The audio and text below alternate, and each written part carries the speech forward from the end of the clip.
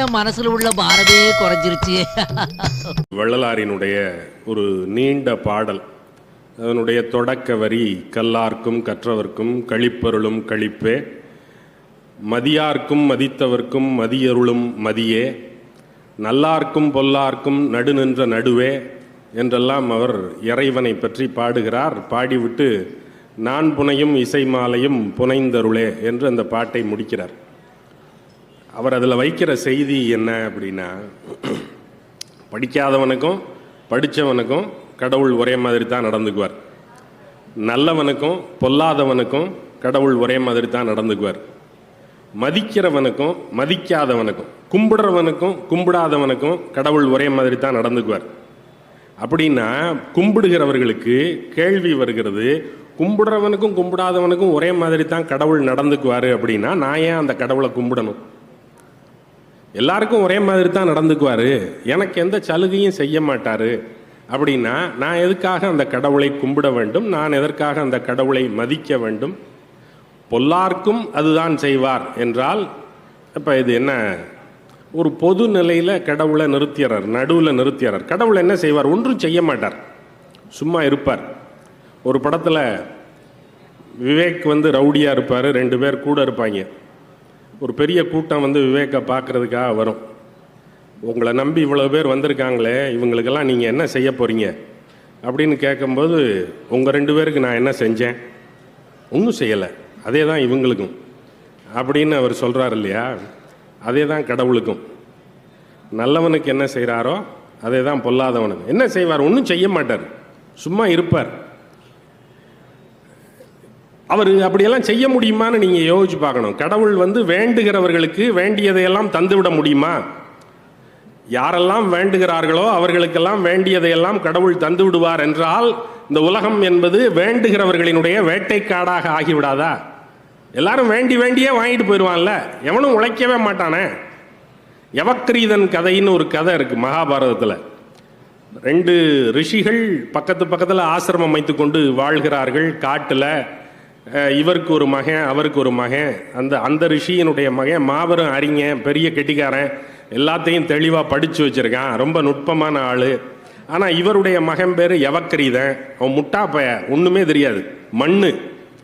அப்போ அப்பா திட்டிக்கிட்டே இருக்கார், அவனை பாடுறா எப்படி இருக்கான், பிரமாதமாக இருக்கான், எப்படி படிக்கிறான் பாரு, நீ முட்டா பயலாக இருக்க, மண்ணு பயலாக எனக்கு பிறந்து தொலைச்சிருக்கியடா, என் பேரை கெடுத்துருவ போல இருக்கேன் அப்படின்னு திட்டிக்கிட்டே இருக்கார். இவன் ரொம்ப நொந்து போய் ஒரு நாளைக்கு நானும் தவம் பண்ணுறேன் அப்படின்னு போய் தவம் பண்ணுறான். தவம் பண்ணி இந்திரனை நோக்கி தவம் இருந்து ரொம்ப கடுமையான தவம் ஏற்றுகிறான். இந்திரன் வருகிறான்.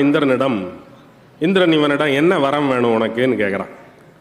எனக்கு கல்வி அறிவு வேணும் அப்படின்னு கேட்குறான். அறிவு வேணும் அப்படின்னு இவன் கேட்குறான். இந்திரன் சொல்கிறான், அதை என்னால் தர முடியாது.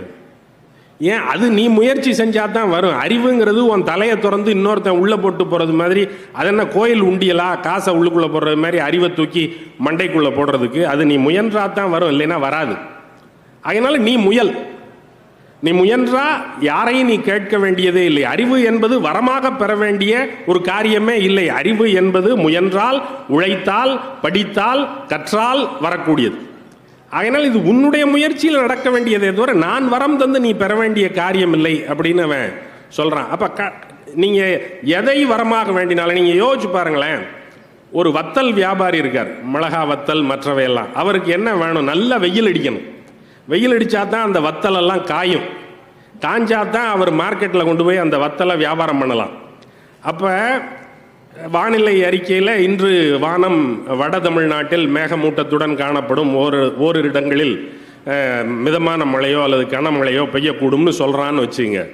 அப்போ வத்தல் வியாபாரிக்கு பதக்குன்னு இருக்கும். ஐயோ, நம்ம வத்தலெல்லாம் காய போட்டிருக்கோமே, எல்லாம் நனைஞ்சு நமுத்து போச்சுன்னா இதை கொண்டு போய் மார்க்கெட்டில் விற்க முடியாதே அப்படின்னு நினச்சி அவன் பக்கத்தில் இருக்கிற பிள்ளையார் கோயிலில் இன்னைக்கு மழை பெய்யாமல் நல்லா வெயில் அடிச்சிச்சுன்னா 108 தேங்காய் உடைக்கிறேன்னு வேண்டிக்கிறான். பக்கத்தில் விவசாயம் பண்ணுற விவசாயி எதையோ விதைத்து விட்டு, அப்பா மழை வரும்னு சொல்கிறாங்க, மழை சொன்னபடி வந்துருச்சுன்னா பிள்ளையாரப்பா உனக்கு 108 தேங்காய் உடைக்கிறேன் அப்படின்னு அவனும் வேண்டிக்கிறான். இப்போ இந்த பிள்ளையாரப்பன் யாருக்கு வரம் கொடுப்பார்? 2 பேரும் ஒரே ஊரில் இருக்கான்.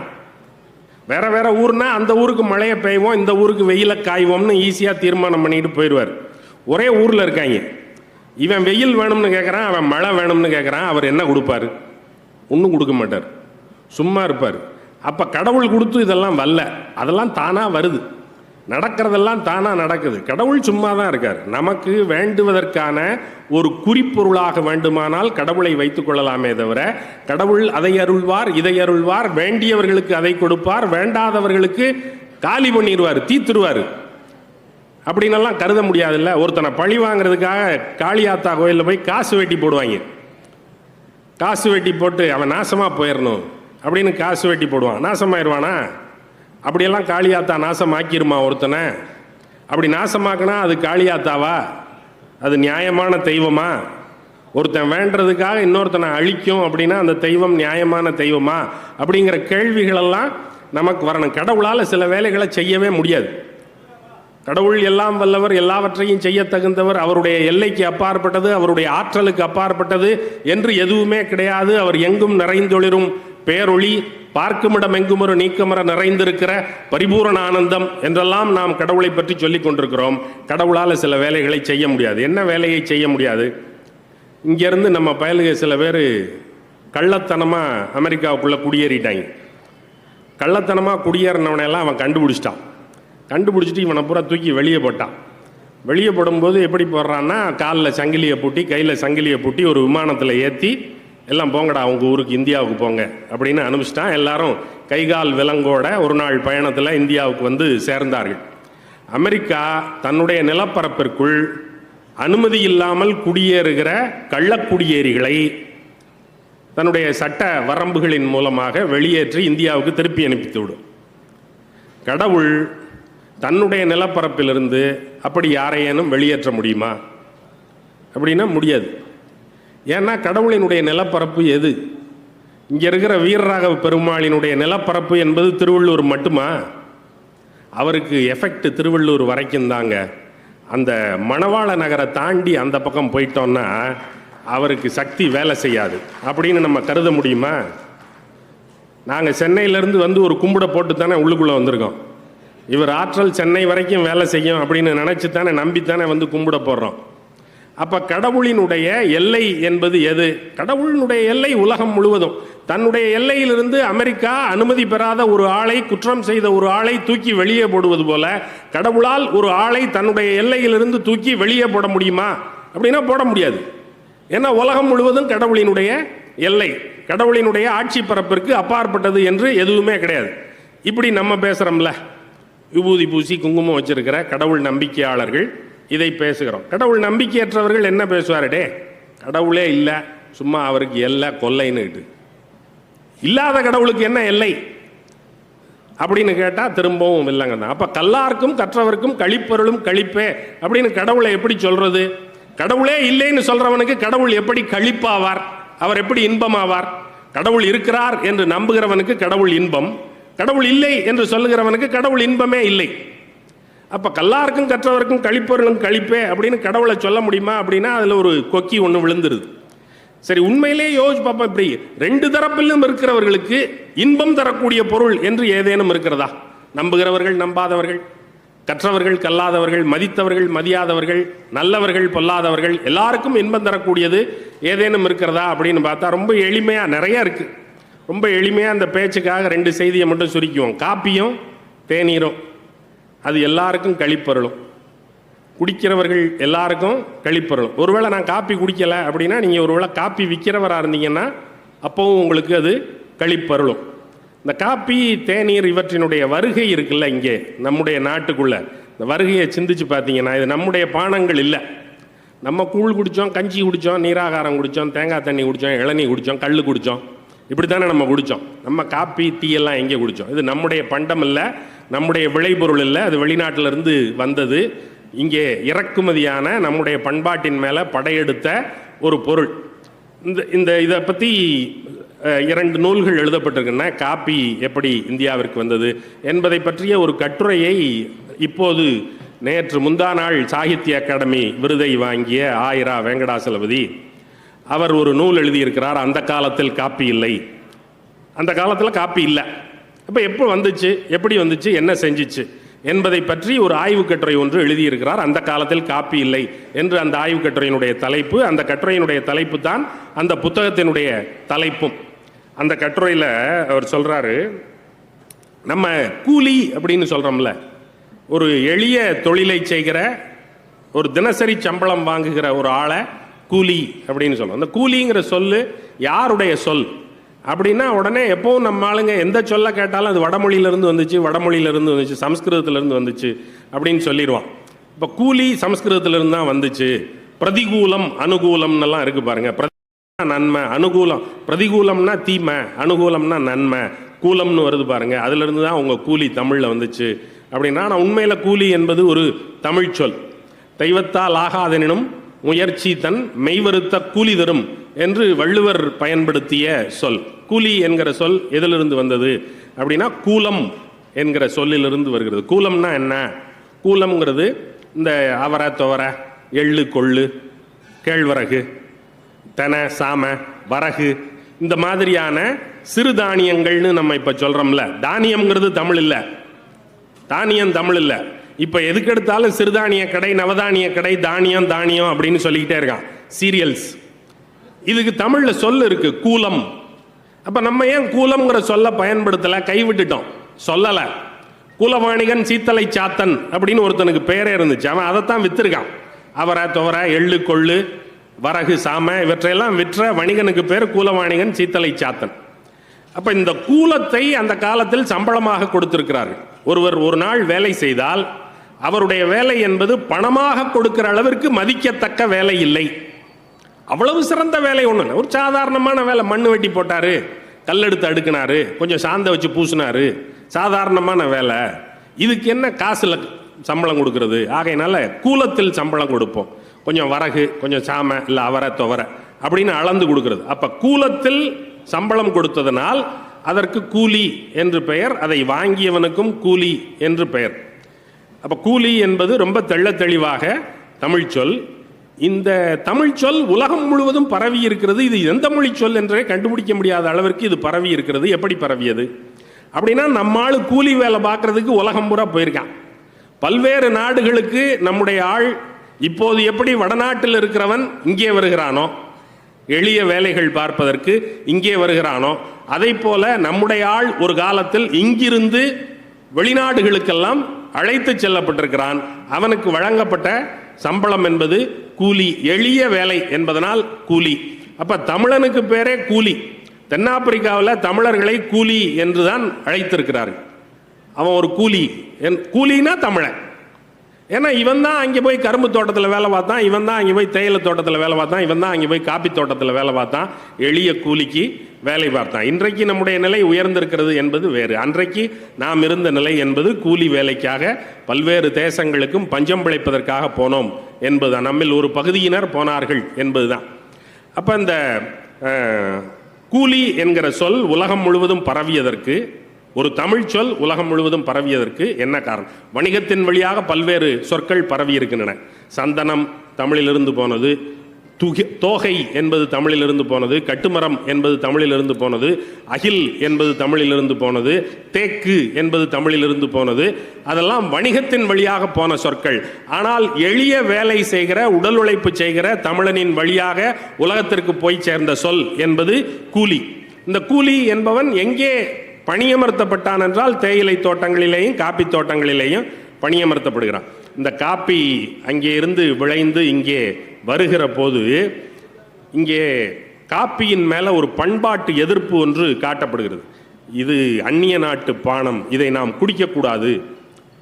வருத்தப்படுறாங்க. என்னடா எல்லாரும் கஞ்சி, நீராகாரம், கூழெல்லாம் குடிச்சிக்கிட்டு இருந்தீங்க, இப்போ காப்பியை போய் குடிக்கிறீங்க, காப்பி குடிக்கிற அளவுக்கு ஆயிட்டீங்களா? அது வெள்ளைக்கார துறைமார்கள் குடிக்கிற பானம், நாம் குடிக்கக்கூடாது என்றெல்லாம் இங்கே பண்பாட்டு தடைகள் ஏற்படுத்தப்பட்டிருக்கின்றன. அதையெல்லாம் தாண்டி காப்பி நம்மை ஊடுருவி விட்டது. இவர்கள் வருத்தப்படுகிறார்கள். ஸ்திரீ தர்மா என்ற ஒரு இதழ் எழுதுகிறது, பெண்களினுடைய தர்மம் என்னவாக இருக்க வேண்டும் என்று வரையறைப்படுத்துகிற ஒரு இதழ் ஒன்று நடத்தப்பட்டிருந்திருக்கிறது. அந்த இதழ் எழுதுகிறது, வர வர பெண்களெல்லாம் காப்பி குடிக்கிறார்கள் என்று எழுதுகிற. பொம்பளை காப்பி குடிக்கக்கூடாதா? பொம்பளைகள்லாம் காப்பி குடிக்கிற அளவுக்கு நாடு கெட்டு போச்சு என்கிற மாதிரியாக எழுதுகிறார்கள். காப்பி குடிக்கிற ஓட்டல்கள் பொது இடங்களாக இருந்தனவா என்றால் இல்லை. பிராமணாள் ஹோட்டல் என்று எழுதி வைத்து அதில் அவர்களுக்கு தனி இடம், இவர்களெல்லாம் வரக்கூடாது என்றுதான் எழுதி வைத்திருந்தார்கள்.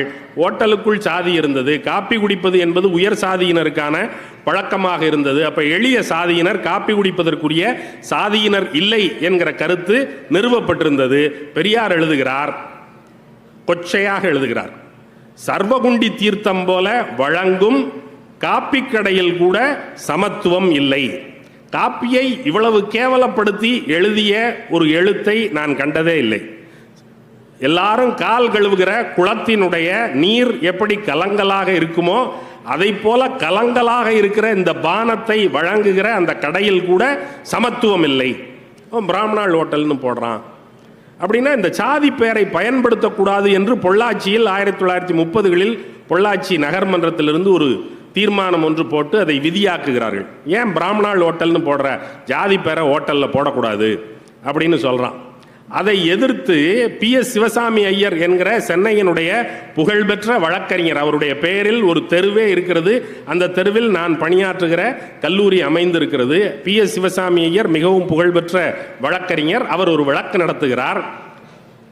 நீங்கள் பிராமணாள் ஹோட்டல் என்று வைக்கக்கூடாது, சாதி பெயர் பயன்படுத்தக்கூடாது என்று சொல்வது தனி மனித சுதந்திரத்தில் தலையிடுவதாகும். ஆகையினால் இந்த தீர்மானத்தை முறிக்க வேண்டும், குவாஷ் பண்ணுங்க அப்படின்னு வழக்கு தொடர்றார். அப்ப இதை பயன்படுத்த முடியல, சாதி பேரை தூக்கு அப்படிங்கிறத நடைமுறைப்படுத்த முடியல. பிறகு பெரியார் திருவல்லிக்கேணியில் இருக்கிற பிராமணாள் ஹோட்டலுக்கு முன்னாடி ஆர்ப்பாட்டம் எல்லாம் செய்து போராட்டம் நடத்தி சாதி பெயரை நீக்கு என்று சொல்லி பிறகு சாதி பெயரெல்லாம் நீக்கப்பட்டு இன்றைக்கு பிராமணாள் ஹோட்டல் என்று எழுதப்பட்ட ஹோட்டல்கள் இல்லை என்கிற நிலை உருவாக்கப்படுகிறது. அந்த தனி இடம் ஒதுக்குவதில்லை, ஒரு உயர் சாதியினருக்கு தனி இடம் ஒதுக்குவது என்கிற பழக்கம் கைவிடப்பட வேண்டும் என்கிற தீர்மானங்கள் எல்லாம் பின்னால் மெல்ல மெல்ல இந்த போராட்டங்களின் காரணமாக மெல்ல நடைமுறைக்கு வருகின்றன. நீண்ட நாட்கள் ஆகிறது. அப்ப இந்த காப்பி என்கிற ஒரு பதார்த்தம், ஒரு உணவுப் பொருள் இங்கே உள்ள வரும்போது, காப்பியை எல்லா பையலும் கப்பில் தானே குடித்தான், காது வச்ச கப்பு. இப்போ எனக்கு கொடுக்கும்போது காது வச்ச கப்பில் தான் கொடுத்தாங்க, ஒரு வெள்ளை போர்சலின் கப்பில். அப்புறம் உங்களுக்கு கொடுத்த போது அட்டை டம்ளரில் கொடுத்தாங்க, குடிச்சிட்டு தூக்கி போட்டுடலாம்.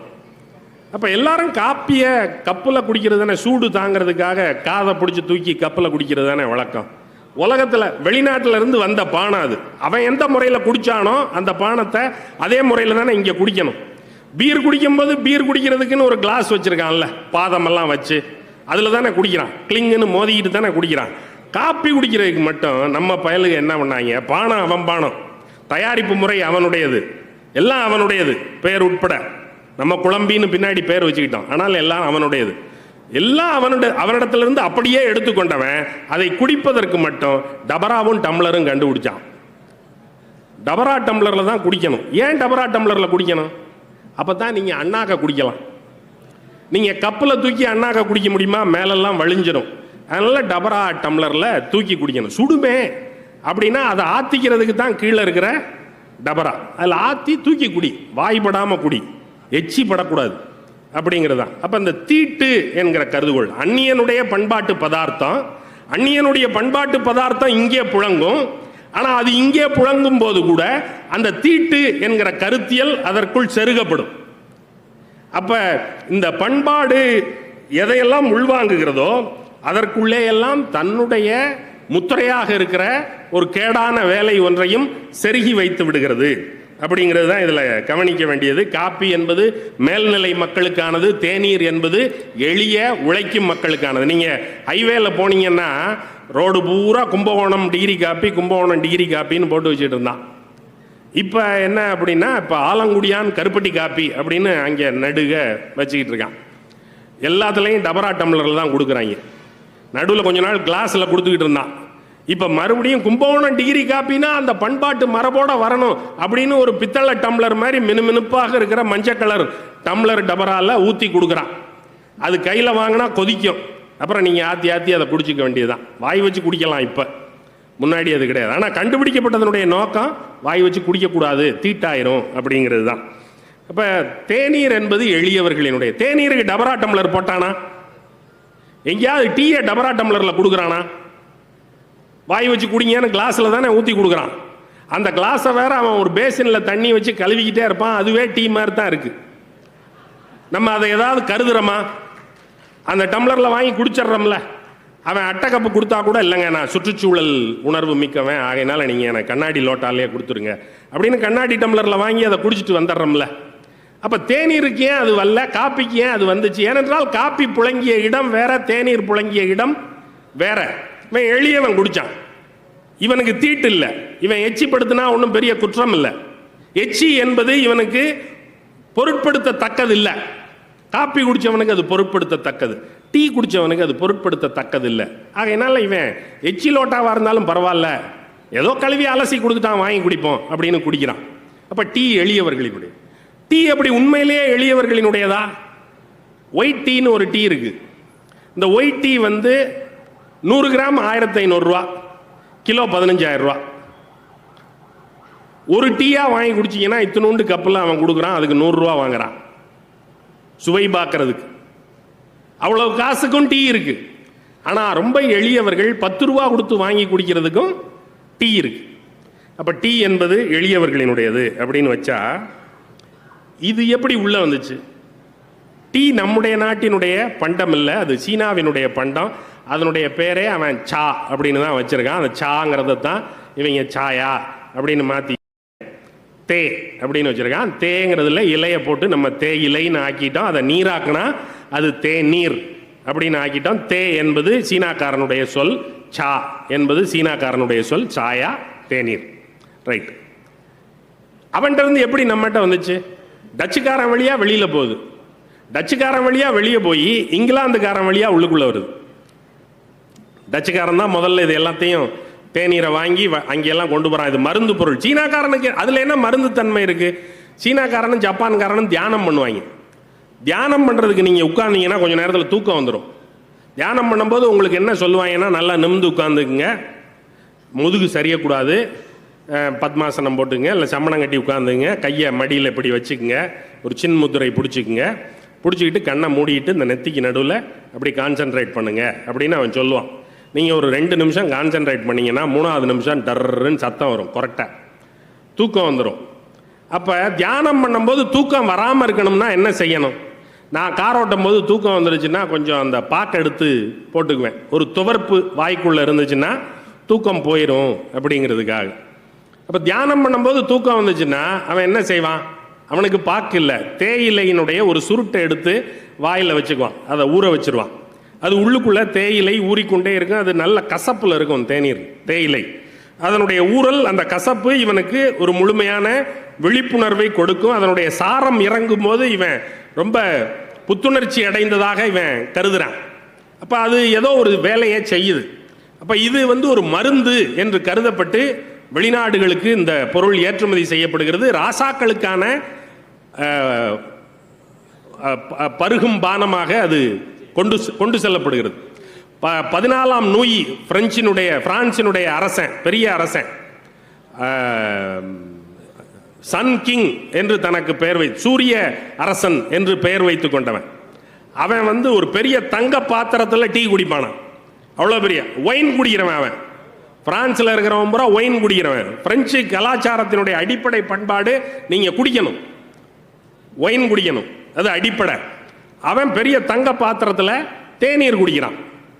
அப்போ அரசர்கள் குடிப்பதற்கான பண்டம் தேநீர் என்று கருதப்படுகிறது. ஏனென்றால் அது மருத்துவ குணமுடையது.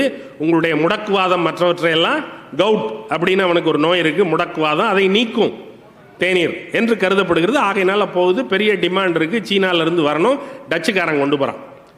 டச்சுக்காரன் இருந்து அது எப்படி இங்கிலீஷ்காரனுக்கு போச்சு, வெள்ளைக்காரனுக்கு, பிரிட்டிஷ்காரனுக்கு அப்படின்னா, டச்சுக்காரன் வந்து இந்தியாவுக்கு வந்து முதல்ல பிடிச்சிட்டான்.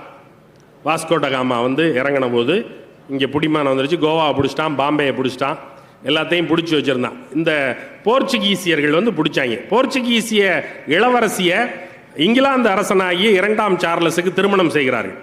திருமணம் செய்யும்போது நம்முடைய ஊர்களிலெல்லாம் திருமணம் செய்யும்போது நம்முடைய வீட்டுக்கு மாப்பிள்ளையை அழைத்து நம்முடைய வீட்டில் பெண் வீட்டார் பிடித்த மண்டபத்தில் திருமணம் செய்து வைத்து பிறகு பெண்ணை அழைத்து கொண்டு போய் அவர்களுடைய வீட்டில் விடுகிற நடைமுறை.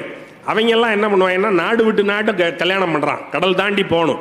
அதனால எல்லாரும் போய் கல்யாணம் பண்ணி கொடுக்க முடியாது. பெண்ணுக்கு ஒரு தாதியை போட்டு பணியாட்களை போட்டு பரிசப் பொருட்களை எல்லாம் அந்த கப்பலில் ஏற்றி, இவன் தான் உனக்கு புருஷன், நீ அந்த ஊருக்கு போய் அவனை கல்யாணம் பண்ணிக்கான்னு பொண்ணை அனுப்பிச்சி விட்ருவாங்க. பொண்ணு அங்கே போனால் அங்கே இருக்கிறவன் சர்ச்சில் வச்சு கல்யாணத்தை ஏற்பாடு பண்ணி கல்யாணம் பண்ணி முடிச்சிருவாங்க. அப்பா அம்மாலாம் வந்து பூ போடணும், வாழ்த்தணும், 16 பெற்று பெருவாழ்வு வாழ்க, இதெல்லாம் கிடையாது. பொண்ணு பாட்டுக்கு போய் கல்யாணம் பண்ணிக்கிட்டு அங்கே வாழ ஆரம்பிச்சிடும். அப்புறம் பின்னாடி என்னைக்காவது கிளவி ஆகிறதுக்குள்ளே அது வந்தால் உண்டு, இல்லைன்னா இல்லை. அப்போ இந்த பொண்ணை அனுப்பும்போது இந்த கேத்தரின்கிற போர்ச்சுகீசிய இளவரசியை இங்கிலாந்து அரசன் 2ஆம் சார்லஸுக்கு திருமணம் செய்வதற்காக கப்பலில் ஏற்றி அனுப்பும்போது அந்த பெண்ணுக்கு அனுப்பப்பட்ட சீதனம் என்பது மூட்டை மூட்டையாக தேநீர். சீதனமா தேயிலை மூட்டைகளை அனுப்புகிறார்கள் என்றால் தேயிலை எவ்வளவு மதிப்பு பெற்றிருந்தது என்று நீங்கள் பார்க்க வேண்டும். இது ஒரு சீதனமாச்சா? 2வது சீதனம் என்ன கொடுக்குறான் அப்படின்னா, பாம்பே இருக்குல்ல, பாம்பே வந்து அப்போது 7 தீவுகளாக இருந்தது. இந்த 7 தீவுகளாக துண்டு துண்டாக இருந்த அந்த மும்பையை, பம்பாயை தன்னுடைய மகளுக்காக சீதனமாக போர்ச்சுகீசிய அரசர், இங்கிலாந்தினுடைய அரசன் 2ஆம் சார்லஸுக்கு கொடுத்து விடுகிறார். சார்லஸ் அதை வாங்கி வச்சுக்கிட்டு, இதனடா 7 துண்டா கிடக்கு, இந்த தீவு எங்கேயோ கிடக்கு, இதை வச்சுக்கிட்டு நம்ம என்ன செய்யறது அப்படின்னு யோசிச்சுக்கிட்டு இருந்தப்ப தான் அவன் ஊர்ல இருந்து இந்த ஈஸ்ட் இந்தியா கம்பெனி என்கிற கிழக்கிந்திய கம்பெனி இங்கே வியாபாரம் செய்வதற்காக வருகிறது. வந்தவர்களுக்கு அவன் வெறும் 10 பவுண்டுக்கு குத்தகைக்கு விட்டான்.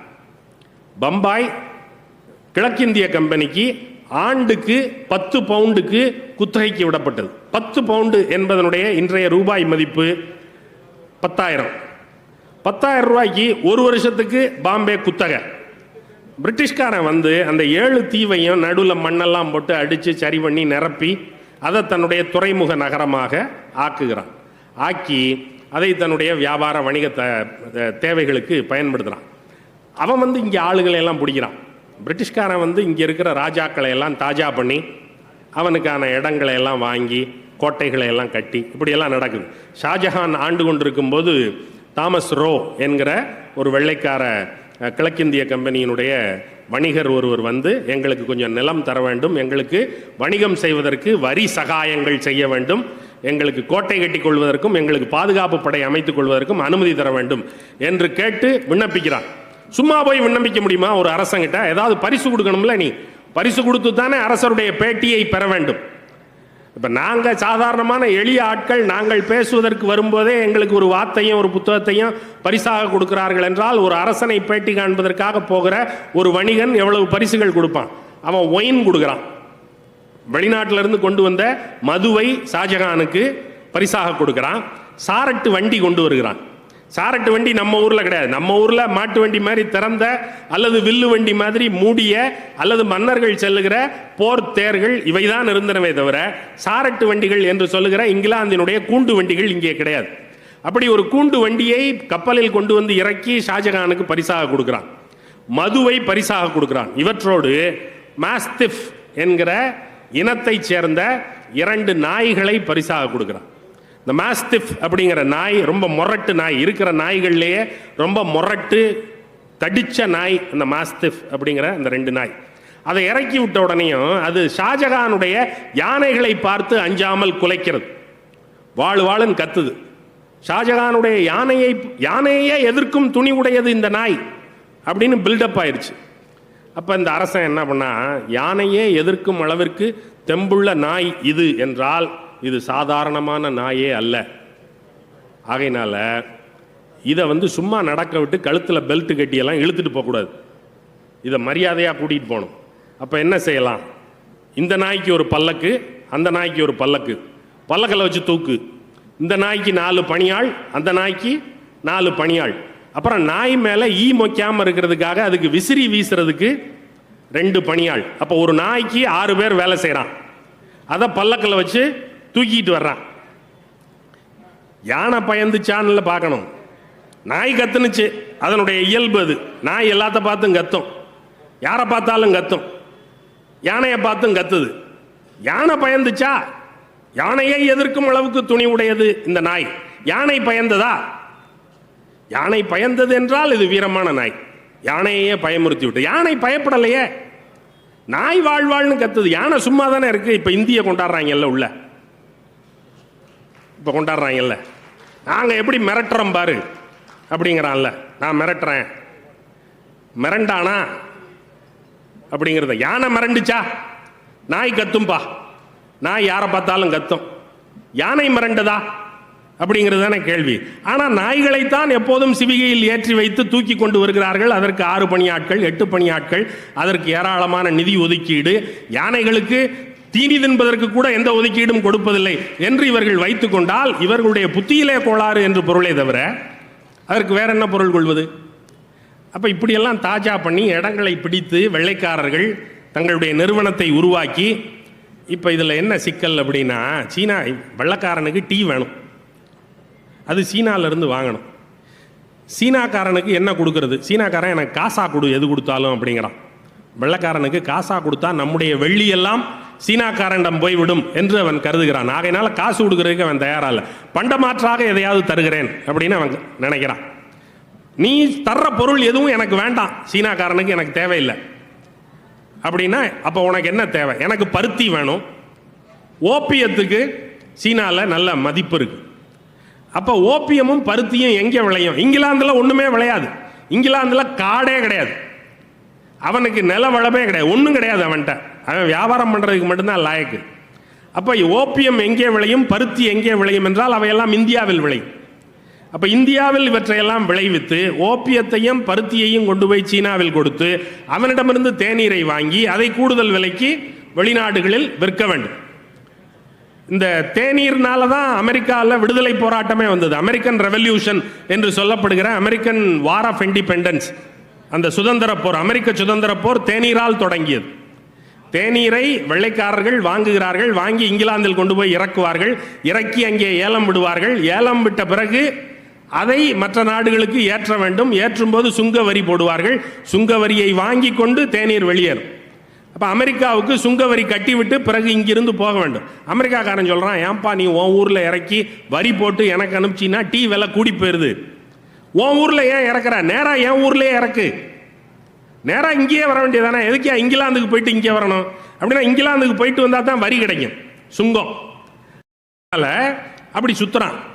அப்போ நீங்கள்லாம் சொன்னோன்னே சரி நேராகவே போட்டோம், ஆனால் இறக்கும்போது இறக்குமதி வரி கட்டணும் அப்படின்னு அங்கே ஒரு நிர்மலமான வரி நிர்ணயம் செய்கிற ஒரு நிதியமைச்சர் ஒருவர் இருந்திருப்பார் போல இருக்கிறது. ஆகையினால அமெரிக்காவில் இறக்கும் போதும் வரி கட்டணும் அப்படின்னு சொன்னோன்னே அமெரிக்காக்காரனுக்கு கோவம் வருது. அங்கே இருக்கிறவங்கலாம் தகராறு பண்ணுறான், வரி கட்ட மாட்டோம். இப்போ பாஸ்டன் அப்படிங்கிற இடத்துல இறக்குறாங்க. 6 கப்பல் வருது தேநீர் தேயிலை. 6 கப்பல் தேயிலையும் பாஸ்டனில் வந்து நிற்கும்போது இவர்கள் சொல்லுகிறார்கள், வரி கட்டக்கூடாது, வரி கட்டாமல் இறக்குவதென்றால் இறக்கு, இல்லை என்றால் திருப்பி கொண்டு போ என்று சொல்லுகிறார்கள். வரியை நீக்கு என்று ஆளுநரிடம் சொல்லுகிறார்கள். அப்போ தாமஸ் ஹட்சின்சன் அப்படிங்கிறவர் பாஸ்டன் பகுதியில் ஆளுநராக இருக்கிறார். அந்த ஆளுநர் இதையெல்லாம் நீக்க முடியாது அப்படின்னு சொல்கிறாரு. ஆளுநர்களினுடைய புத்தி எப்போதுமே அப்படித்தான், ஆளுநர்கள் இந்த சேட்டைகளை செய்து கொண்டே இருப்பார்கள். ஆகையினால அனுமதிக்க நான் வரி இருக்கும், வரி போட்டு தான் வரும் அப்படின்னு அவர் சொல்லிட்டாரு. இவங்க என்ன பண்ணாங்க, ஒரு 60 பேர் மக்களினுடைய பெருவாரியான ஆதரவு, இந்த 60 பேர் கப்பலில் ஏறி 3 கப்பலில் இருக்கிற தேயிலையை பூராவும் எடுத்து கடலுக்குள்ளே கொட்டிட்டான். 6 கப்பல் தேயிலை வந்தது. 3 கப்பல் தேயிலையை 60 பேர் 3 மணி நேரம் அள்ளி அள்ளி கொட்டி 3 கப்பல் தேயிலையும் கடலில் கவிழ்க்கப்பட்டு விட்டது. கடலுக்குள்ளே டீ போட்டான். அதனால் அதுக்கு பாஸ்டன் டீ பார்ட்டி என்று அதற்கு பெயர். அது 1775 நடக்கிறது, 73 நடக்கிறது. 1775 அமெரிக்காவினுடைய விடுதலை போர் தொடங்குகிறது. 1776 அமெரிக்கா தான் சுதந்திரம் அடைந்து விட்டதாக அறிவித்துக் கொண்டு விட்டது. Declaration of independence 1776. ஆனால் அதுக்கான தொடக்க புள்ளி எது அப்படின்னா, ஒரு பண்டத்தை கொண்டு வந்து உங்களிடம் இறக்கி அந்த பண்டத்தை உங்கள் மேல் திணித்து அதற்கு வரி போட்டு உங்களை கசக்கி முகர்ந்து பார்ப்பது என்கிற அந்த ஆதிக்க மனோபாவம் இருக்கிறது இல்லையா. டீ எனக்கு வேணுமா வேண்டாமா நான் தீர்மானிச்சுக்கிறேன். இவன் சொல்கிறான் பாஸ்டன்காரன், டீ குடிக்காத, டீ வாங்காத, டீ குடிப்பது தேச துரோகம் அப்படின்னு அவன் சொல்கிறான். அப்போ அமெரிக்க நிலப்பகுதியினுடைய விடுதலைக்கு அடையாளமாக இருந்தது தேநீர். இன்னொரு பகுதியில் அடிமை தலைக்கு அடையாளமாக இருந்ததும் தேநீர் தான். தேநீரை சீனாக்காரனிடமிருந்து பெறுவது மிகவும் கெடுபடியாக இருக்கிறது. இவன் ஓபியத்தை ஏற்றி ஏற்றி கொண்டு போகிறான். ஓபியம் போதைப் பொருள். அதனால் சீன அரசு அதை எதிர்க்கிறது. இவன் போய் சண்டை போடுறான். சண்டை போட்டு சீனா தோற்று போய் பின்வாங்கிக்கிட்டே இருக்கான். ஓபியத்தின் மேல் இருந்த தடையை சீனா நீக்கிக் கொள்கிறது. இந்த போரில் நடந்த பேரமாக ஹாங்காங்கை இங்கிலாந்துக்காரன் பிடிச்சிக்கிட்டான். ஹாங்காங் ரொம்ப காலமாக இங்கிலாந்துக்காரன்ட்டு தான் இருந்துச்சு. அப்போ இது ஒரு நெருக்கடியை செலுத்தி சீனாவை அடிமைப்படுத்தி அவனிடமிருந்து தேநீரை உறிஞ்சுவது. இன்னொரு பக்கம் தேநீரை நம்முடைய நிலங்களில் விளைய வைக்க முடியுமா என்று ஆராய்ந்து அசாமிலும் இலங்கையிலும் தேநீரை விளைய வைக்க முயன்ற போது தாமஸ் லிப்டன் என்கிறவர் இலங்கையில் 3000 ஏக்கரை வாங்கி அதில் தேயிலை விளைவிக்கிறார். இன்றைக்கும் அந்த தேநீர் லிப்டன் டீ என்கிற பெயரில் இன்றைக்கும் வந்து கொண்டிருக்கிறது. அன்றைக்கு வாங்கியது. அதற்கு வேலை செய்வதற்கு யார் இருக்கிறார்கள் என்றால் தமிழ்நாட்டிலிருந்து கூலிகள் ஏற்றப்படுகிறார்கள். இலங்கை மலைதனிலே தமிழச்சி என்ன துன்பமெல்லாம் காணுகின்றாயடி என்று காசியானந்தன் எழுதிய பாட்டொன்று இருக்கிறது. பிஜி தீவிலே எவ்வளவு பாடுபடுகிறீர்கள் என்று பாரதியார் எழுதிய பாட்டொன்று இருக்கிறது. இங்கே இருந்து போனவன் விளைவித்தான். இலங்கை பொன்னாக விளைந்து கொடுத்தது. உலகத்தினுடைய மிகப்பெரிய தேயிலை ஏற்றுமதியாளர் யார் என்றால் முதலில் கென்யா, 2வது ஆள் இலங்கை, 3வது ஆள் தான் இந்தியா. அப்போ உலகத்தினுடைய 2வது பெரிய தேயிலை ஏற்றுமதியாளராகிய இலங்கையினுடைய பெருவாரியான வெளிநாட்டு வருமானம் என்பது தேயிலையின் வழியாக நடக்கிறது. தேயிலையை அங்கே உற்பத்தி செய்வதற்கு தன்னுடைய உழைப்பையும் ரத்தத்தையும் சிந்தியவன் யார் என்றால் தமிழன். தமிழர்கள் இங்கே இருந்து 10 லட்சம் பேர் அங்கே கொண்டு போய் குடியேற்றப்பட்டார்கள். என்ன ஆனார்கள் என்றால் இலங்கை விடுதலை அடைந்த போது தமிழர்கள் எல்லாம் வெளியேறுங்கள் என்று அவர்கள் சொன்னார்கள். இலங்கை ஈழத்தமிழர்கள் பூர்வகுடிகள், மலைத்தோட்டங்களில் வேலை செய்தவர்கள், புதுக்கோட்டை ராமநாதபுரம் பகுதிகளிலிருந்து பஞ்சம் பிழைப்பதற்காக போனவர்கள் 10 லட்சம் பேர். 10 லட்சம் பேரும் வெளியே போ அப்படின்னு சொல்றான். நீ என்னுடைய நாட்டின் குடிமகன் இல்லை அப்படின்னு சொல்றான். 3 தலைமுறை இங்கே வாழ்ந்திருந்தால் நீ குடிமகன், இல்லை என்றால் நீ குடிமகன் இல்லை அப்படின்னு சொல்றான். அதைத்தான் இப்ப குடியுரிமை சட்டம்னு நம்ம நாட்டிலையும் நிறைவேற்றி வச்சிருக்காங்க. 3 தலைமுறை இங்கே வாழ்ந்தால் நீ குடிமகன், இல்லைன்னா இந்தியாவை விட்டு வெளியே போ. 3 தலைமுறை வாழ்ந்தால் இலங்கையினுடைய குடிமகன், இல்லைன்னா இலங்கையை விட்டு வெளியே போ அப்படின்னு அவன் சொன்னான்.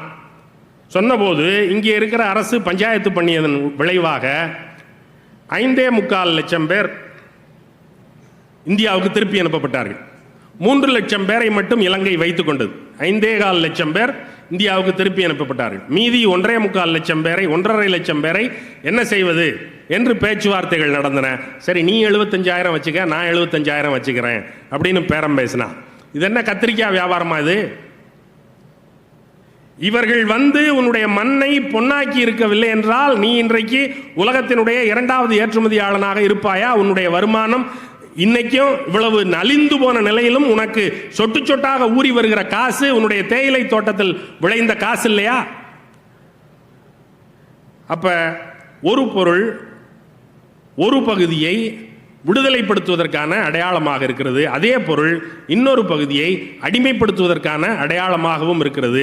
ஒரு அயற்பொருள் நம்மிடத்தில் வந்தால் நம்முடைய பண்பாடு அதை என்னவாக உள்ளிழுத்துக் கொள்கிறது, எவ்வாறு சீரணித்துக் கொள்கிறது, உள்வாங்கிக் கொள்கிறது, செரித்துக் கொள்கிறது. செரிக்க முடியலைன்னா வாந்தி எடுத்துருவோம். நீ எதை மேல திணிச்சாலும் என்னால் செமிக்க முடிஞ்சா, சீரணிக்க முடிஞ்சா நான் உள்வாங்கிடுவேன், அதை என்னுடையதாக்கி கொண்டு விடுவேன். சிப்பியினுடைய வயிற்றுக்குள் போகிற ஒரு கரை அது முத்தாக மாறிவிடுவதை போல நான் முத்தாக உன்னுடைய பொருளை என்னுடைய பண்பாட்டு பொருளாக சுவீகரித்து கொண்டு விடுவேன். அது இனி என்னுடைய பொருள், என்னுடைய முத்திரை அதில் இருக்கிறது, நான் ஏற்றுக்கொள்கிறேன். நல்லது, பிரச்சனையே இல்லை. நீ திணிச்சு அது எனக்கு ஒவ்வலைன்னா நான் வாயில் எடுத்துருவேன். அப்படித்தான் வாயில் எடுத்துக்கிட்டு இருக்கோம். அப்ப எனக்கு இது ஒத்துக்கல, நீ திணிக்காத, எனக்கு வேண்டாம், எனக்கு வேண்டாம் அப்படின்னு வாயில் எடுத்துக்கிட்டே இருக்கும். அப்ப இது இருக்குல்ல, ஒரு பொருளை நாம் என்னவென்று உள்வாங்குகிறோம், என்னவென்று நம்முடைய பண்பாட்டு பொருளாக அடையாளப்படுத்திக் கொள்கிறோம் அல்லது புறந்தள்ளுகிறோம் அப்படிங்கிறது. இது எப்படி வரும் நமக்கு? இதை எப்படி அடையாளம் காண்றது? இன்னைக்கு வந்து தேவேந்திர பட்னாவிஸ் வந்து மகாராஷ்டிராவினுடைய துணை முதலமைச்சர், அவர் தானே முதலமைச்சர், அவர் தான் முதலமைச்சர். அவர் சொல்லுகிறார், அவுரங்காபாத்தில் இருக்கிற அவுரங்கசீபினுடைய சமாதியை இடித்து நீக்கிவிட வேண்டும். தூக்கு, அவுரங்கசீப் சமாதியை தூக்கு. அது ஒரு வரலாற்று அடையாளம் இல்லையா? அவுரங்கசீப் கொடுங்கோலன். யார் சொன்னார்கள்? நாங்கள் சொல்லுகிறோம். சாவான்னு ஒரு படம் வந்திருக்கு ஹிந்தியில். அந்த படத்தினுடைய அடிப்படையில் அது தூண்டிய உணர்வுகளின் பேரில் அவுரங்கசீப் சமாதியை இடிச்சு தூக்கி போடு அப்படிங்கிறான். அவன் ரொம்ப எளிய ஆளு. அவன் பெரிய பிரமாதமான பிரம்மாண்டமான கட்டடங்கள் எல்லாம் கூட தன்னுடைய சமாதிக்கு கட்டிக்கொள்ளவில்லை. நான் இருப்பதே அடையாளம் தெரியாமல் இருக்க வேண்டும் என்கிற அடிப்படையில் அடையாளம் இல்லாத ஒரு சமாதி அது. அதை இடித்து தூக்கி என்ன செய்ய போகிறீர்கள்? அவன் ஒரு கொடுங்கோலன். அவன் கொடுங்கோலினுடைய அடையாளம். அவனுடைய சமாதி இடித்து நீக்கப்பட வேண்டும். ஏற்கனவே கொஞ்சம் பேர் கத்திக்கிட்டு இருக்கான். இவர் முதலமைச்சராக இருக்கிறவரும் சேர்ந்து அதை சொல்லுகிறார் என்றால் மகாராஷ்டிராவில் அது வலுப்பெறும் இல்லையா? அப்போது சமாஜ்வாதி கட்சியைச் சேர்ந்த ஒரு இஸ்லாமிய எம்எல்ஏ சட்டமன்றத்தில் பேசுகிறார். என்னுடைய கருத்தில் நான் அவுரங்கசீபை கொடுங்கோலர் என்று நினைக்கவில்லை அப்படின்னு ரொம்ப மென்மையா, அவுரங்கசீப் நல்லவருங்க அப்படின்னு சொல்லல, அவுரங்கசீப் கொடுங்கோலர் என்று நான் நினைக்கவில்லை அப்படின்னு அவர் சட்டமன்றத்தில் பேசுறாரு. அது கலவரமாகுது. கலவரமாகி அவர் அந்த சட்டமன்ற கூட்டத்தொடர் முடிகிறது வரைக்கும் நீ சட்டமன்றத்துக்குள்ள வராத அப்படின்னு தள்ளி வச்சிட்டான், நீக்கிட்டான். என்ன சொன்னார் பெருசா? உனக்கு என்ன தெரியும் அவுரங்கசீப்பை பத்தி? யாருக்கு என்ன தெரியும்? கொடுங்கோலன் கொடுங்கோலன் திரும்ப திரும்ப புத்தகங்கள் எழுதிட்டு இருக்கான். இப்ப சாரு நிவேதிதா ஒரு புத்தகம் எழுதியிருக்கிறாரு, நான் தான் அவுரங்கசீப். இப்ப அவுரங்கசீப்பை குறித்த பல்வேறு புத்தகங்கள்ல அவுரங்கசீபு கிட்ட கோளாறுகள் இருந்தன. எந்த ஆட்சியாளரிடத்தில் இல்லை. எந்த ஆட்சியாளர் ரொம்ப சொக்கத்தங்கம்? அசோகன் மேல் குறை உண்டு, ராஜராஜ சோழன் மேல் குறை உண்டு, ராஜேந்திர சோழன் மேல் குறை உண்டு, நெடுஞ்செழியன் மேல் குறை உண்டு. யார் மேல் குறை இல்லை? எல்லா ஆட்சியாளர்களுக்கும் உள்ள குறைகள் அவுரங்கசீபிடத்திலும் இருந்தன. அதற்காக ஒட்டுமொத்தமாக அவன் அயோக்கியத்தனம் மட்டுமே செய்தான் என்று எதனுடைய அடிப்படையில் தீர்மானிக்கிறீர்கள்? ஒரு குத்துமதிப்பாக சொல்லுவதுதான். சொல்லிவிட்டு போவோம். இவையெல்லாம் வாட்ஸ்அப் வழியாக பரவும், முகநூல் வழியாக பரவும், பல்வேறு இந்த சமூக ஊடகங்களின் வழியாக பரவும். நாம் அதையெல்லாம் கருதாமலேயே இருக்கலாம் என்று ஏற்கும் நிலைக்கு தள்ளப்படுவோம். சிக்கல் என்ன அப்படின்னா, கல்லாருக்கும் கற்றவர்க்கும் எதுவும் களிப்பு தராது. அப்படி ஒரு நடுநிலையான பொருள் என்று எதுவும் இல்லை. கல்லாருக்கும் கற்றவர்க்கும் களிப்பு தரக்கூடியது கடவுளும் இல்லை, தேநீரும் இல்லை, காப்பியும் இல்லை. கல்லாருக்கும் கற்றவர்க்கும் களிப்பு தரக்கூடிய ஒரே ஒரு விவகாரம் என்பது அவரவர் விடுதலை தான். எப்படி வரும்? கருதாம, சிந்திக்காம, கேள்விகள் கேட்காம, எல்லாவற்றையும் குருட்டாம்போக்கில் அவர் சொல்லுகிறார், இவர் சொல்லுகிறார், அவர் பெரியாள், அவர் சொன்னால் அது எப்படி பிழையாக இருக்கும் என்றெல்லாம் கருதி கருதி எல்லாவற்றையும் அப்படியே ஏற்றுக்கொள்வது என்கிற மனநிலைக்கு நாம் தயாராகிவிட்டால் பிறகு நமக்கு களிப்பு எப்படி வரும்? நம்முடைய விடுதலை அவனுடைய கையில் அல்லவா இருக்கிறது. நமக்காக சிந்திக்கிற பொறுப்பை அவனிடத்தில் அல்லவா ஒப்படைத்திருக்கிறோம். நான் சிந்தித்து சொல்வேன், நீ ஏற்றுக்கொண்டு அமை என்று அவன் சொல்லுகிறான். நீ ஏண்டா சிந்திக்கணும்? எனக்கு அறிவு இருக்குல்ல, நான் சிந்திப்பேன்ல. என்னுடைய விடுதலையை நான் சிந்திப்பேன். நான் மறுக்க வேண்டியவற்றை மறுப்பேன், ஏற்க வேண்டியவற்றை ஏற்பேன். எனக்கு களிப்பு தருவது விடுதலை தான். அதை நோக்கிய பண்பாட்டு செயல்களை நான் அமைத்துக் கொள்வேன் என்பதற்கான அடிப்படைகளாகத்தான் இந்த புத்தக கண்காட்சி மாதிரியான செயல்பாடுகளை நான் பார்க்கிறேன். இவை நீங்கள் கூட்டம் கேட்டுவிட்டு போவதற்காக ஏற்படுகிற கேளிக்கை கூட்டங்கள் இல்லை. நீங்கள் கொஞ்சம் சிரித்து உற்சாகப்பட்டு விட்டு போவதற்காக ஏற்பாடு செய்யப்படுகிற கேளிக்கை கூட்டங்கள் இல்லை. இவை நீங்கள் இங்கே கொஞ்சம் கேட்பதற்கும், நான் சொன்னதை சரிபாருங்கள், யார் சொன்னதையும் சரிபாருங்கள். பி யுவர் ஓன் லைட் அப்படின்னு புத்தன் சொல்றான். உனக்கு நீயே விளக்காக இரு. Don't rely on others. அடுத்தவன் மேல ஏன் சார்ந்து நிற்கிற? உன்னுடைய அறிவினுடைய வெளிச்சம் உன்னுடைய பாதையை காட்டுவதற்கு போதுமானது. ஆகையினால நீ உனக்கு விளக்கு, நீயே தெளி. யார் சொன்னாலும் கேட்க வேண்டாம், நீ சரிபார், அதற்கான அறிவை தேடு, அதற்கான சிந்தனையை உருவாக்கிக்கொள், விசாரணைகளை நடத்து, புவியை உயர்த்து என்று சொல்லும் முகமாகத்தான் இந்த நிகழ்ச்சிகள் நடத்தப்படுகின்றன, புத்தக காட்சிகள் நடத்தப்படுகின்றன. ஆகையினால் கல்லாருக்கும் கற்றவர்க்கும் களிப்பளிப்பது விடுதலை மட்டும்தான். அதற்கான வாய்ப்புகளை தெளிவாக பயன்படுத்தி கொண்டு இந்த நம்முடைய மாநிலத்தை, இந்த நானில பரப்பை உயர்த்துமாறு வேண்டுகிறேன்.